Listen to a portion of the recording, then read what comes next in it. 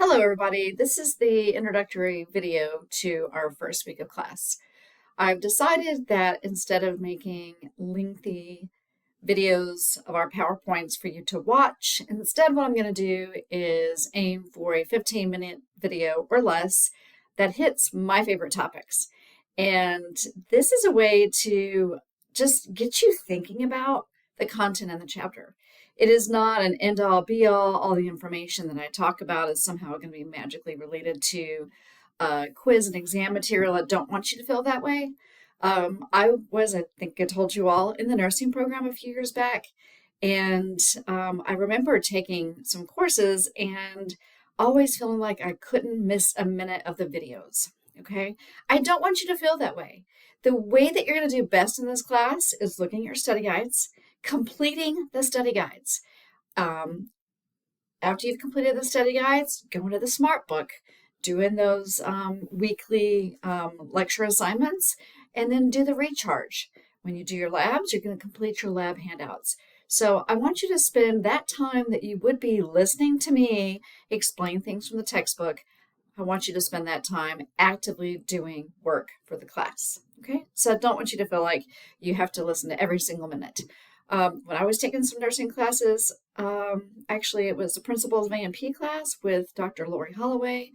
I often had to speed up the lecture videos because they were so long, and I would just listen like really intently on what I needed to take notes on. So always reach out to me if you have questions about any material and you need more explanation. I'm glad to do that for you. So, lecture 1. This is why I love microbiology. All right, we're talking about tiny little things. We are going to go back and talk a little bit about the discovery of a microscope. If we didn't have microscopes, we wouldn't even know these things existed. So micro means small, macro means large. So things that are microscopic are microbes, okay? So we see that this is what we're dealing with in our microbiology class. Now, it's not just bacteria or viruses or things that are pathogens and cause disease. It's a lot of other really super cool tiny things. When I was in graduate school, I spent a lot of time looking through the microscope, mostly looking at algae, looking at plant anatomy, and looking at a variety of fungi and protists. It was just fascinating. Even today, when I think about certain kinds of algae or the experiences I had looking through the microscope, my mind is still blown. And it's wonderful to look at on the internet and see that people are capturing those things that I saw and making it look interesting. Okay, so microorganisms. They include, let's go from the top right around and end up with the prion.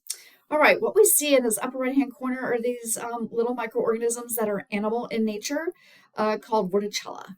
Vorticella has this top part of its body that looks a little bit like a vase, and it has cilia around the top of this opening to the vase. The cilia are on a motor that causes essentially turbulence to occur. A vortex occurs in the water, which brings in food into the mouth of the Vorticella. Vorticella is anchored by a little thin line of material. So super cool, microscopic. They're not bacteria. They are, in fact, eukaryotic organisms like you and I. It's just that they're tiny, so they're considered microbes. The next one to the left is a microscopic fungus. Not all fungi are microscopic. Anytime you're in the kitchen slicing and dicing your mushrooms or making a nice portobello burger, those are macroscopic mushrooms or macroscopic fungi. So there's lots of microscopic fungi. They cause lots of food diseases. Some of them help us in fermentation, like yeast. And yes, I love fungi as well. Moving over, there are a group of microscopic worms, and they're called helminths. This one happens to be a tapeworm. Tapeworms are made up of segments, and on that top segment, they have hooks and suckers that allow them to attach inside the intestines of their host. It could be a dog or cat or other vertebrate animal. So these are also microbes because they are microscopic. The bottom row are things that you might normally think about as being microbes. We have the bacterium Escherichia coli, which is a beneficial gut bacterium that helps us essentially digest the solid waste into a form that's easier to eliminate through defecation. So bacteria, of course, are microbes. Then we have viruses, which we know are microbes. But we start to get to a point where we're like, they're not made of cells, so they're not complex like us, the eukaryotes, and they're not even as complex as a bacterium that are prokaryotes. So there's a difference between eukaryotic and prokaryotic cells, and you probably learned this in a previous class. So viruses are essentially loaded with replication machinery that can either replicate your DNA or RNA, and then that's how it's replicating itself. It cannot live on its own. It needs a host. And the very last thing there is prions. Prions are infectious proteins. So we start thinking about mad cow disease and some of these other funky diseases where it's not actually something that's inside of you and replicating per se, but it's an infectious particle that is getting into your body and is essentially then making more of itself. But the way that we contract prions is really different. You usually get it from a direct source of consuming it. And normally we think about our digestive tract killing things like that, but not these things. All right, so moving on. All right. So review for you, pause if you don't know the difference between eukaryotic cells and prokaryotic cells, because this is important. In my mind right now, eukaryotic cells are more complex and they led to the diversity of life that we normally think about on the planet. Plants, animals, fungi, and protists.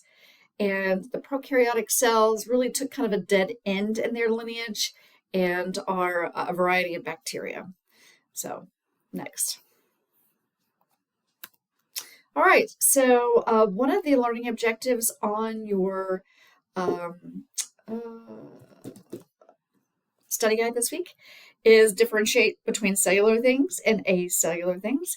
So cellular things are prokaryotic or eukaryotic. Acellular things are things like viruses and prions. So that makes perfect sense. And then we see here the scale of size. So eukaryotics being on the order of something like, and you can see it there, 10,000 nanometers or 10 micrometers, and we just go down by tenths. So bacteria are on the order of a tenth smaller, just 1,000 nanometers. And our infectious proteins are 10 nanometers in size.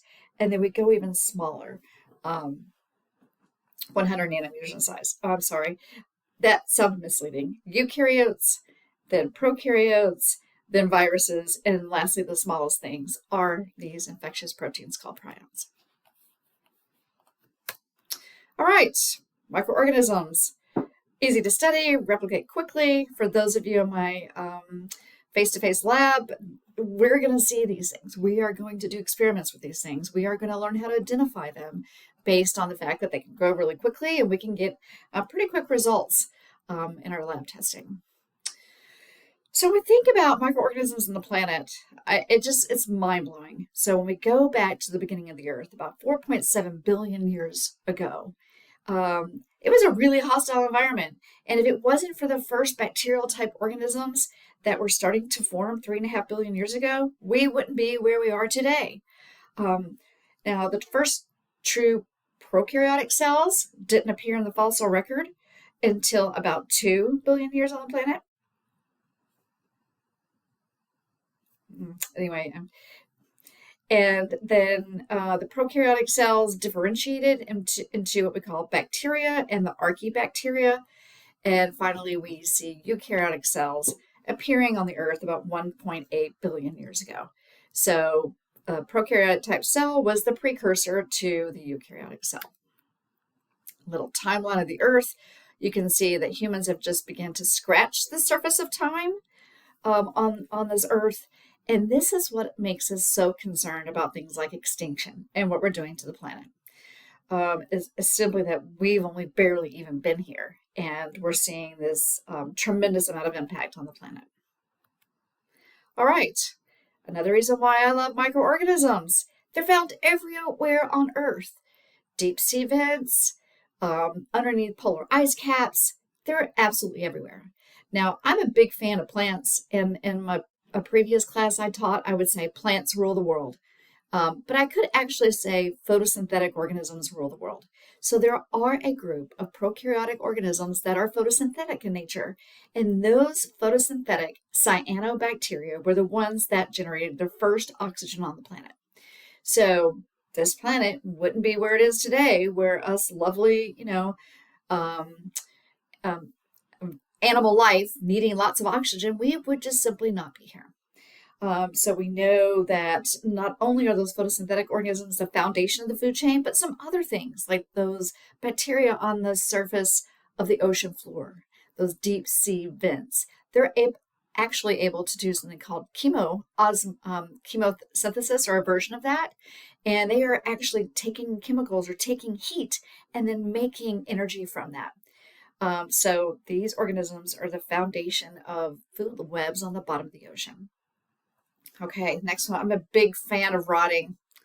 Microorganisms like bacteria and fungi are super important to digesting away organic matter that would otherwise just accumulate on the earth. So super important. Next, many of our best relationships, maybe not with humans, but with microorganisms. So we know that our relationship with Escherichia coli in our intestines is super important, because if we didn't have them there, then we'd be in a chronic state of dysfunction of our intestines. So it helps soften those materials and eliminates them. Maybe something you've never thought about is that the beneficial bacteria in your body, whether that's E. coli in your intestines, or Staphylococcus in your nasal passages, or Streptococcus in your throat, they are colonized in an area where they can outcompete other microorganisms coming into your body. Yes, I do in fact know that sometimes those beneficial organisms do become overpopulated, or there are, some virulent strains, for example, of E. coli or staph that can cause infections. But by the fact that we have these microorganisms in our body, it helps outcompete other species, if you will, of bacteria from colonizing. Next, one of my favorites, fermentation, and as well as industrial food products. So we are going to use microorganisms to make soy sauce. We're going to use microorganisms to ferment, to make wine, to preserve food. And also we are going to use microorganisms like yeast to help us make leavened bread. So that bread that rises. So I don't know, I can smell it right now thinking about it. Next, I say cheese, please. You like any of the cheeses that have, like the blue cheese, those kinds of things. Roquefort actually have some fungi or can have some bacteria related to it that gives it that distinguished taste. Source of antibiotics. A lot of our antibiotics originated, well, first from the fungus Penicillium. That's where we first discovered penicillin. But also there are a number of antibiotics that come from other fungi and other bacteria. Now you may ask yourself, why would a bacterium make an antibiotic? Because bacteria compete with other bacteria. So if I have an antibiotic, it's just like, clearing the way for my ability to grow.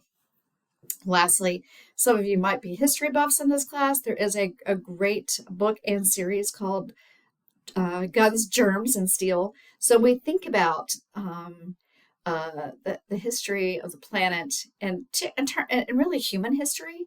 We start to think about those pathogens that really changed the face of the human population on the planet. So I'm nearing the end of my 15 minutes.